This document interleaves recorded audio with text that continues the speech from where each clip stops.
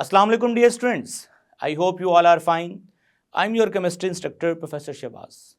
Dear students, आज के इस लेक्चर में हम डिस्कस करने वाले हैं general pattern of reactivity of benzene towards electrophile. So let's move toward whiteboard. जी डियर स्टूडेंट्स, तो आज हम डिस्कस करने वाले हैं reaction of benzene. So specifically आज हम पढ़ेंगे general pattern of reactivity of benzene towards electrophiles. So सबसे पहले स्टूडेंट्स हमें कुछ बेसिक चीज़ों को डिस्कस करना है. लेट्स से मैं आपको ज़रा आसान अल्फाज में ये सारी बातें समझाऊंगा. लेट्स से हमारे पास बेंजीन रिंग है और उसमें डीलोकलाइज्ड इलेक्ट्रॉन्स हैं, और हम सब जानते हैं कि ये जो डीलोकलाइज्ड इलेक्ट्रॉन्स हैं ये हाईली स्टेबल हैं. सो हाईली स्टेबल होने की वजह से हम कह सकते हैं कि कोई भी अगर इलेक्ट्रोफाइल यानी इलेक्ट्रॉन लविंग स्पीशीज़ के पास आती है, ऐसी चीज़ जो कि एक इलेक्ट्रोफाइल है, इलेक्ट्रॉन को पसंद करती है, सो वो आम इलेक्ट्रोफाइल अगर होगा तो वो इन इलेक्ट्रॉन्स को बाहर अपनी तरफ अट्रैक्ट नहीं कर पाएगा. और आप ये भी कह सकते हैं कि ये जो इलेक्ट्रॉन्स हैं इन पे क्या चार्ज है, नेगेटिव चार्ज है. तो इनका इलेक्ट्रोफाइल पे जो अटैक होगा स्टूडेंट, हम उस अटैक को क्या बोलेंगे? Nucleophilic attack. ठीक है. सो चूंकि ये काफ़ी ज़्यादा स्टेबल हैं, हाईली स्टेबल हैं डीलोकलाइज्ड इलेक्ट्रॉन्स, तो इनका जो न्यूक्लियोफिलिक अटैक है वो इजीली नहीं होगा अनटिल अनलेस बाहर जो इलेक्ट्रोफाइल है वो स्ट्रॉन्ग इलेक्ट्रोफाइल ना हो. ठीक है. कोई स्ट्रॉन्ग इलेक्ट्रोफाइल होगा तो ही ये इलेक्ट्रॉन्स को बाहर अपनी तरफ क्या कर पाएगा? माइल कर पाएगा या अट्रैक्ट कर पाएगा. इसके बरक्स अगर हम स्टूडेंट्स बात करें अल्कीन के अंदर, अगर हम अल्कीन की बात करें तो कार्बन डबल बॉन्ड कार्बन.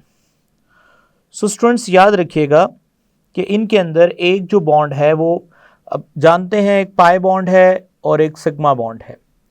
सो पाई बॉन्ड में जो मौजूद इलेक्ट्रॉन्स हैं वो पाई इलेक्ट्रॉन्स हैं, और ये जो अल्कीन के अंदर इलेक्ट्रॉन्स हैं ये फिक्स हैं अपनी जगह पे, और फिक्स इलेक्ट्रॉन्स जिनकी लोकेशन फिक्स होती है वो अनस्टेबल होते हैं. सो ये अनस्टेबल इलेक्ट्रॉन्स जो हैं ये इलेक्ट्रोफाइल को ईजिली अवेलेबल होंगे.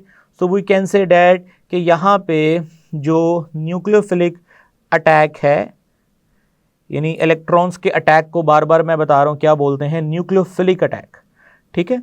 और वो किस पे होगा? इलेक्ट्रोफाइल पे होगा. सो यहाँ न्यूक्लियोफिलिक अटैक जो है वो इजीली हो सकता है, और यहाँ इजीली नहीं होगा अनटिल अनलेस बाहर कोई स्ट्रॉन्ग इलेक्ट्रोफाइल ना आ जाए. सो स्टूडेंट्स, मैं आपको एक मिसाल से समझाता हूँ और फिर हम इस कंटेंट को पढ़ते हैं. सो मिसाल के तौर पे स्टूडेंट्स हम हेलोजिनेशन करना चाहते हैं.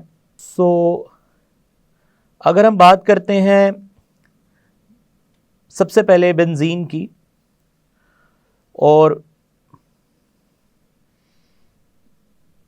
रिएक्शन करवाते हैं स्टूडेंट्स X2 के साथ. ठीक है. सो कोई रिएक्शन नहीं होगा.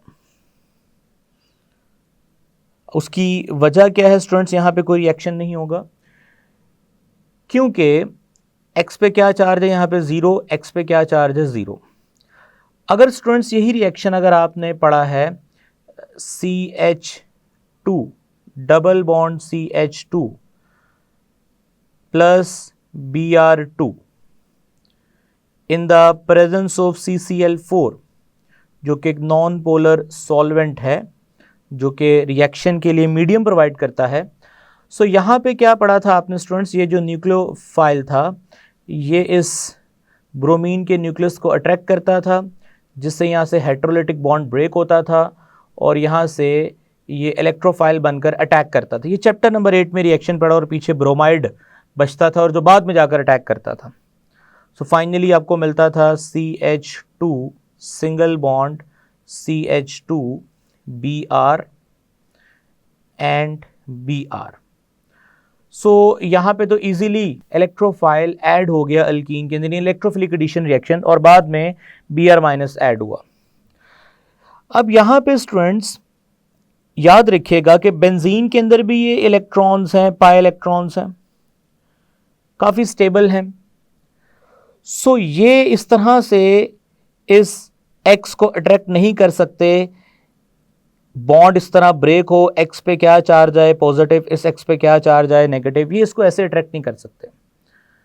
क्यों? क्योंकि एक तो ये इलेक्ट्रॉन स्टेबल है, और दूसरा इस केस में बनने वाला जो इलेक्ट्रोफाइल है स्टूडेंट्स, वो वीक इलेक्ट्रोफाइल है, वीक इलेक्ट्रोफाइल है।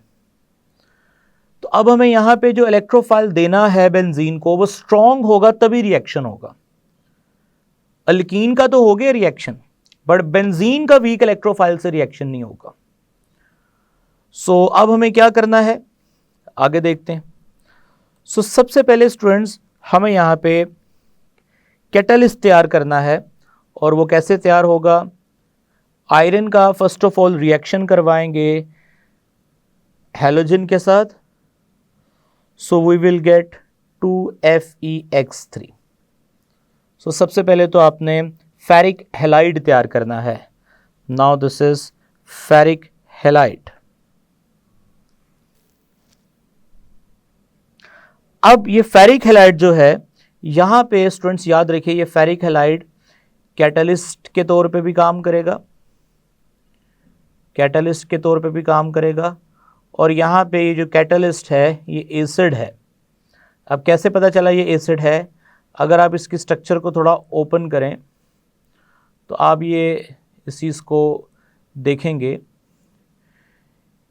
कि आयरन और X के दरमियान में ये जो बॉन्ड हैं, इनमें जो इलेक्ट्रॉन पेयर बनते हैं वो टोटल 6 हैं। सो यानी यहाँ पे हम कह सकते हैं कि 2 इलेक्ट्रॉन की कमी है। सो यहाँ पे आयरन जो है स्टूडेंट्स, वो इलेक्ट्रॉन डेफिशिएंट है। सो इलेक्ट्रॉन डेफिशिएंट स्पीशी को हम क्या बोलते हैं स्टूडेंट्स? Lewis acid. ठीक है। सो अब ये क्या करेगा स्टूडेंट्स?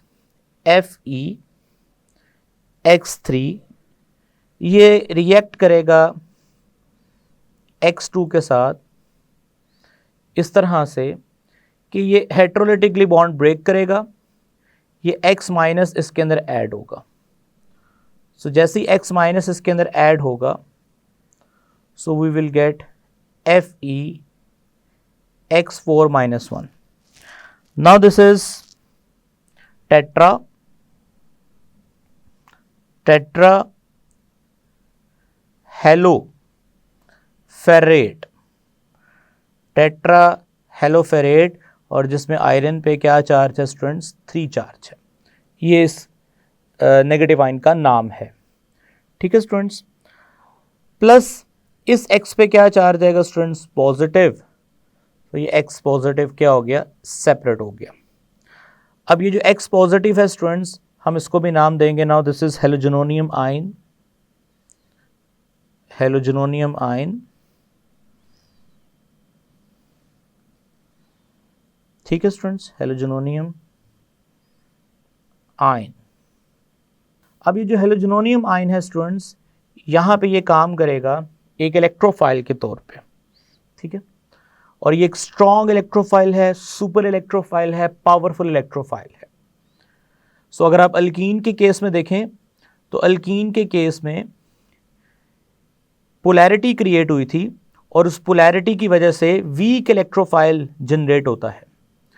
यहाँ पे आपने जो कैटलिस्ट यूज़ किया है फेरिक हैलाइड, पहले उसको प्रोड्यूस किया, देन उस फेरिक हैलाइड ने स्ट्रॉन्ग इलेक्ट्रोफाइल जनरेट किया।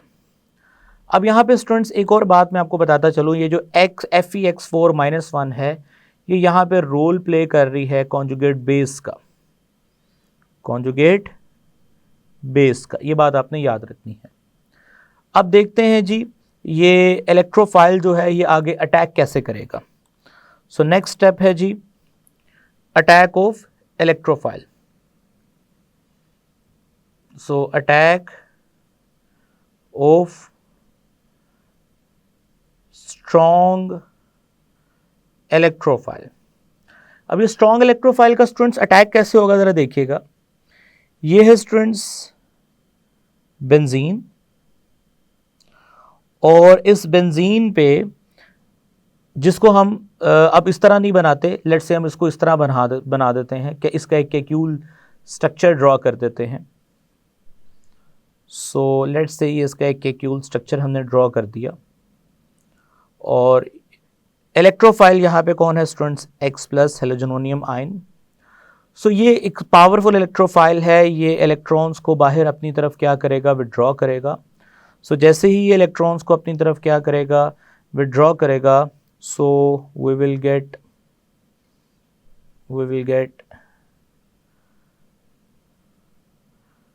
This one. यहाँ पे इस तरह हम कह देंगे कि ये बॉन्ड बाहर शिफ्ट हो जाएगा। स्टूडेंट जैसे ही बॉन्ड बाहर शिफ्ट होगा, ये वाला जो बॉन्ड है जिसको मैं हाईलाइट कर रहा हूँ, ये बॉन्ड जैसे ही बाहर शिफ्ट होगा तो स्टूडेंट्स बॉन्ड के बाहर शिफ्ट होने से यहाँ पे क्या चार्ज आएगा, पॉजिटिव। ठीक है, और हम सब जानते हैं कि हर कार्बन के साथ एक अदद हाइड्रोजन भी है, तो हम यहाँ पे हाइड्रोजन भी लगा देते हैं। So now this is benzenium ion.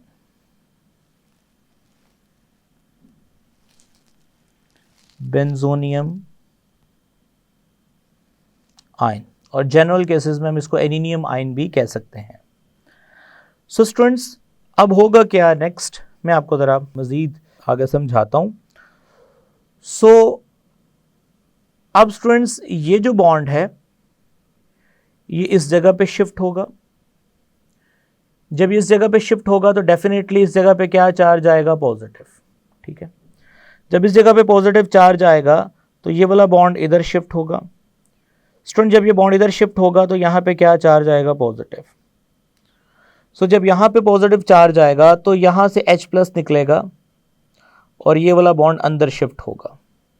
ठीक है, सो आसान अल्फाज में अगर मैं इसको समझाऊं, ये तो मैंने आपको इसकी डिटेल बताई है ना, अगर मैं इसको आसान अल्फाज में समझाऊं तो मैं दोबारा ये बेंजोनियम आयन बनाता हूं आसान अल्फाज में समझाने के लिए।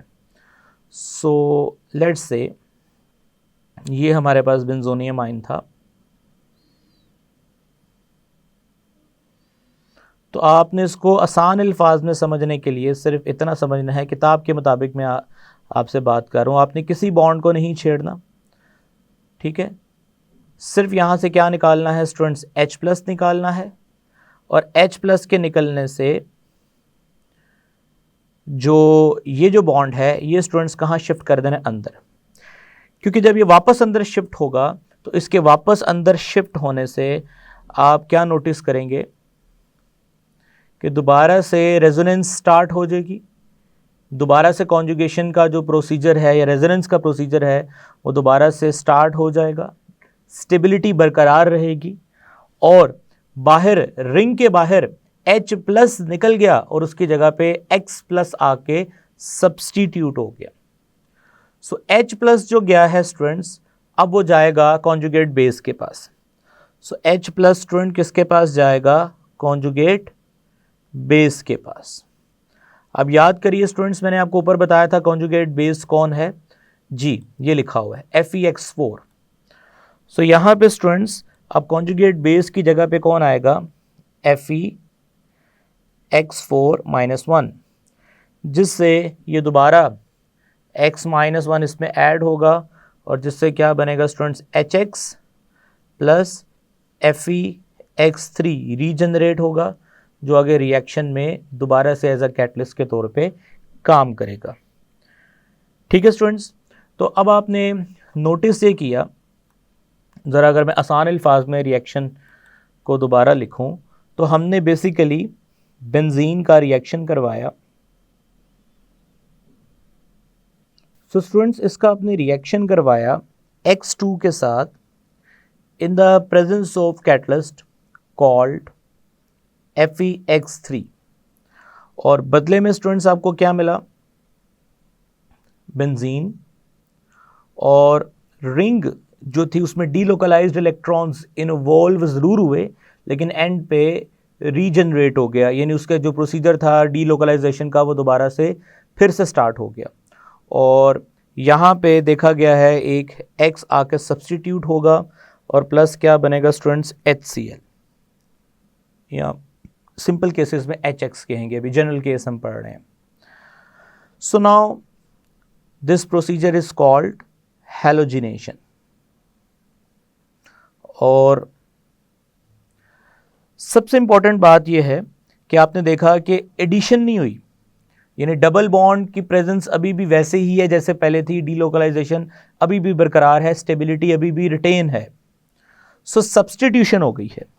सो आखिर में हम जो इंपॉर्टेंट बात मेंशन करने वाले हैं, जो बहुत इंपॉर्टेंट है, the addition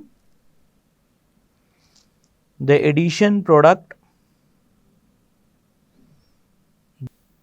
is not favorable. ठीक है, is not favorable because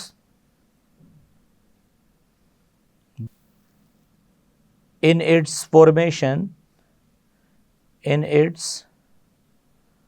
formation the stability of benzene, या the characteristic stability of benzene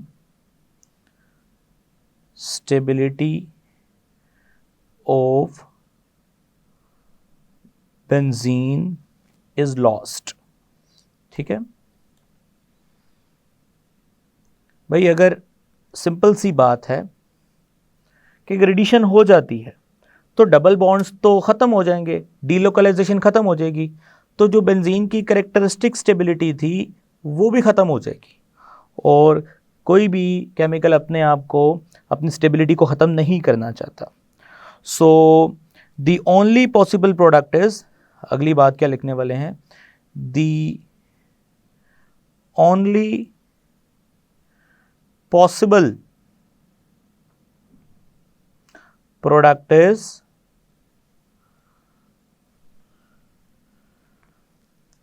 electrophilic substitution. ठीक है स्टूडेंट्स, ये सब्स्टिट्यूशन का एब्रीविएशन है. So electrophilic substitution product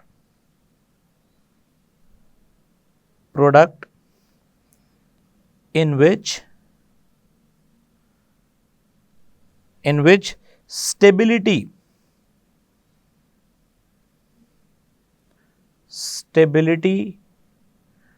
of benzene is retained. ठीक है स्टूडेंट्स, is retained. अभी आपने देखा ये जो इलेक्ट्रोफिलिक सब्स्टिट्यूशन हुई है, इसमें स्टेबिलिटी जो है वो रिटेन्ड है. अब हम स्टूडेंट्स उस कंटेंट को पढ़ते हैं जो हमने स्टार्ट में देखा था. हमने समझ लिया है सारा डिटेल से procedure.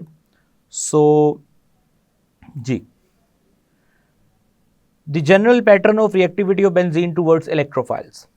The highly stable delocalized electron of benzene rings are not readily available for the nucleophilic attack.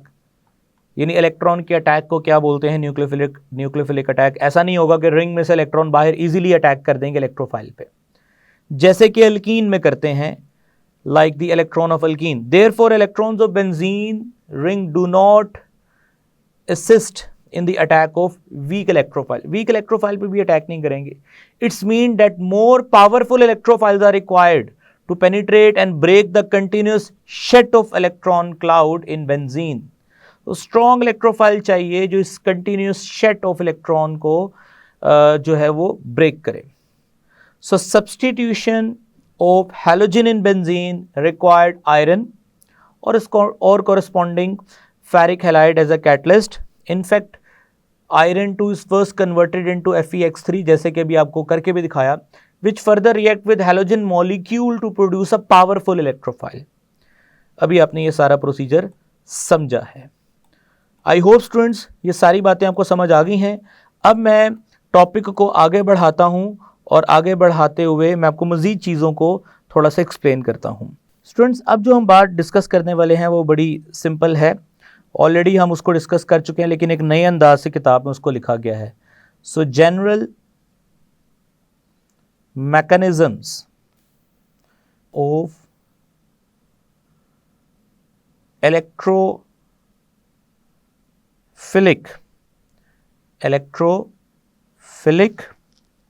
ठीक है स्टूडेंट्स, ये यहां पर भी आई आता है, इलेक्ट्रोफिलिक सब्स्टिट्यूशन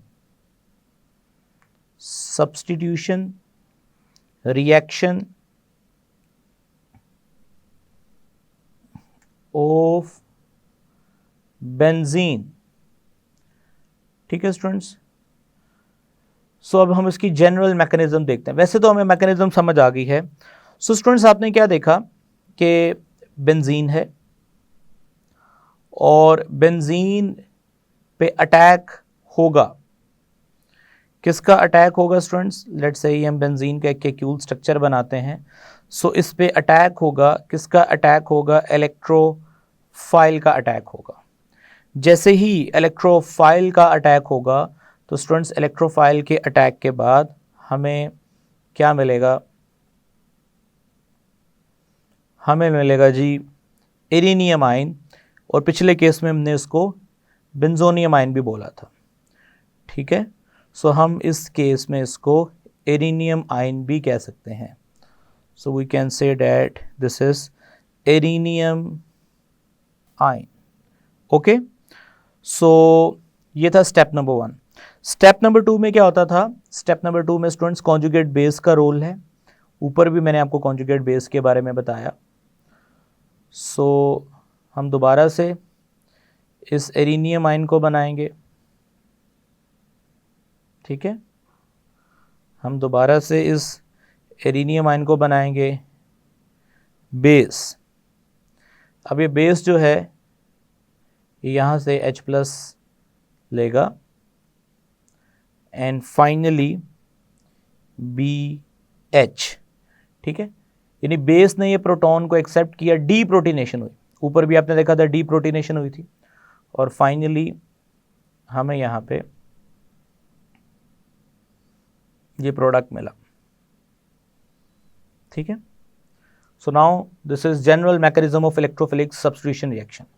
अब मैं यहाँ पे स्टूडेंट्स आपके साथ कुछ एडिशनल बातें शेयर करना चाहता हूँ जो आगे लेक्चर में बहुत काम आएंगी।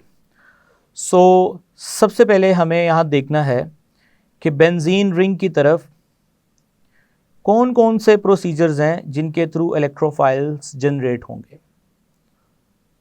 सो ये रहा बेंजीन और ये रहे इलेक्ट्रोफाइल्स। अब सबसे पहले हमें देखना है कि इलेक्ट्रोफाइल जनरेट करने के लिए जो सबसे पहला मेथड है वो है स्टूडेंट्स हैलोजिनेशन, ठीक है, जिसको मैंने ऊपर अभी बताया। दूसरा मेथड जो स्टूडेंट्स हम पढ़ेंगे वो है जी नाइट्रेशन, ठीक है। तीसरा मेथड जो स्टूडेंट्स हम पढ़ेंगे वो है जी स्टूडेंट्स सल्फोनेशन, ठीक है। और इसी तरह से स्टूडेंट्स तीसरा जो चौथा मेथड है वो हम डिस्कस करेंगे, fourth method, which is Friedel Crafts reaction, जिसमें सबसे पहले आएगा अल्काइलेशन आएगा और देन एसाइलेशन आएगा। अब स्टूडेंट्स मैं आपको थोड़ा सा मज़ीद एक्सप्लेन करता चलूँ। हैलोजिनेशन के केस में जो इलेक्ट्रोफाइल होगा वो X+ होगा। नाइट्रेशन के केस में जो इलेक्ट्रोफाइल होगा स्टूडेंट्स वो हमारे पास होगा NO2+ होगा। सल्फोनेशन के केस में जो इलेक्ट्रोफाइल होगा स्टूडेंट्स वो SO3 होगा। अल्काइलेशन के केस में जो इलेक्ट्रोफाइल होगा वो R+ होगा, और एसाइलेशन के केस में जो इलेक्ट्रोफाइल होगा वो RC+O+ होगा। Now these all are electrophiles. So अभी मैंने आपको हैलोजिनेशन पढ़ाया। सो नेक्स्ट हम नाइट्रेशन, सल्फोनेशन, अल्काइलेशन, एसाइलेशन पढ़ेंगे। सब केसेस में इलेक्ट्रोफाइल जनरेट होगा। अच्छा, इलेक्ट्रोफाइल जैसे ही स्टूडेंट्स अटैक करेगा तो नेक्स्ट आपको पता है कि इलेक्ट्रोफाइल के अटैक करने पे एरिनियम आयन बनेगा। जैसे कि अभी आपने ऊपर देखा एरिनियम आयन बनेगा। बाद में इस एरिनियम आयन, जैसे ही एरिनियम आयन बनेगा तो इस एरिनियम आयन पे ये बेस जो है ये डी प्रोटीनेशन, यानी इस एरिनियम आयन ने दोबारा अपनी स्टेबिलिटी अचीव करनी है। अभी अपनी स्टेबिलिटी को ख़त्म कर चुका है, और यहाँ पे एक MCQ भी आता है कि इस कार्बन की अब कौन सी हाइब्रिडाइजेशन है। सो स्टूडेंट्स पहले इस कार्बन की sp2 हाइब्रिडाइजेशन थी, अब इस कार्बन की स्टूडेंट्स sp3 हाइब्रिडाइजेशन है। सो अब ये एडिनियम आयन अनस्टेबल है, डीलोकलाइजेशन यहाँ पे रुक चुकी है। सो ये रीजनरेट करने के लिए यहाँ से प्रोटॉन को रिमूव करता है, उसमें कॉन्जुगेट बेस का रोल है। सो हम यहाँ पे हाइडिंग देते हैं कैटलिस्ट की। सो अगर हम कैटलिस्ट को देखें तो हेलोजिनेशन में कैटलिस्ट था FeX3। ओके, नाइट्रेशन में स्टूडेंट्स आप पढ़ोगे जो कैटलिस्ट होगा वो होगा जी H2SO4। इसी तरह स्टूडेंट्स अगर आप सल्फोनेशन में देखो तो यहां पे कैटलिस्ट होगा H2SO4। इसी तरह अगर आप अल्काइलेशन में देखो तो अल्काइलेशन में जो कैटलिस्ट होगा अगेन यहाँ पे स्टूडेंट्स हम यहाँ पे X3 को भी यूज़ कर सकते हैं और FeX3 को भी यूज़ कर सकते हैं, और जो एसाइलेशन है उसमें भी AlX3 ही यूज़ होगा। ये है जी कैटलिस्ट। अब इनके अगेंस्ट हम लिखेंगे कैटलिस्ट, जो कि यहाँ पे मैं पहले भी बता चुका हूँ कि रोल प्ले कर रहे हैं। किसका रोल प्ले कर रहे हैं स्टूडेंट्स? एसिड्स का रोल प्ले कर रहे हैं। सो अल्टीमेटली एसिड ने कन्वर्ट होना है बाद में किसके अंदर? कॉन्जुगेट बेस के अंदर। सो अब हम क्या करने वाले हैं स्टूडेंट्स? इसी तरह से कैटलिस्ट के साथ आगे लिखने वाले हैं कॉन्जुगेट बेस। सो यहाँ पे FeX4-1 है, यहाँ पे स्टूडेंट्स HSO4-1 है, सल्फोनेशन में स्टूडेंट्स HSO4-1 होगा, यहाँ पे AlX4-1 होगा, यहाँ पर भी AlX4-1 होगा। सो ये सारे के सारे स्टूडेंट्स क्या हैं? कॉन्जुगेट बेसिस हैं। अब आप सब जानते हैं कॉन्जुगेट बेस ने, अभी ऊपर आपने देखा, ये जो ऊपर अपनी हेलोजिनेशन आपने पढ़ा है स्टूडेंट्स, जो कि मैंने अरेज कर दिया है, वहाँ पे आपने देखा था कि कॉन्जुगेट बेस के पास जैसे ही प्रोटॉन आता था, यहाँ पे हम थोड़ा सा दोबारा समझ लेते हैं। हेलोजिनेशन के केस में कॉन्जुगेट बेस के पास जैसे ही प्रोटॉन आता था तो वापस कॉन्जुगेट बेस जो है वो रिकन्वर्ट हो जाएगा किसके अंदर? कैटलिस्ट। तो याद रखिएगा इन तमाम रिएक्शन में स्टूडेंट्स जो कॉन्जुगेट बेस है वो रिकन्वर्ट होगी at the end of the reaction किसके अंदर? अपने अपने कैटलिस्ट के अंदर। और अल्टीमेटली एंड पे क्या होगा? एंड पे स्टूडेंट्स आपको प्रोडक्ट मिलेगा, और प्रोडक्ट के अंदर खास बात क्या होगी कि डीप्रोटीनेशन हो चुकी होगी और उसकी जगह पे कौन आ चुका होगा स्टूडेंट्स? इलेक्ट्रोफाइल। और इलेक्ट्रोफाइल कौन कौन से हैं? हेलोजिनेशन के केस में आपको बताया X+, नाइट्रेशन के केस में नाइट्रोनियम आयन, सल्फोनेशन के केस में SO3, अल्काइलेशन के केस में R+, एसाइलेशन के केस में RC+O+, ये एसाइल ग्रुप है। आई होप स्टूडेंट्स कि ये जनरल पैटर्न और ये चार्ट आपको अच्छे तरीके से समझ आ गया है। अब आने वाले लेक्चर्स में हम 1 बाय 1 इन तमाम प्रोसीजर्स को पढ़ेंगे, डिटेल से पढ़ेंगे। तब तक के लिए स्टूडेंट्स मुझे इजाज़त दें। टेक केयर, अल्लाह हाफ़िज़।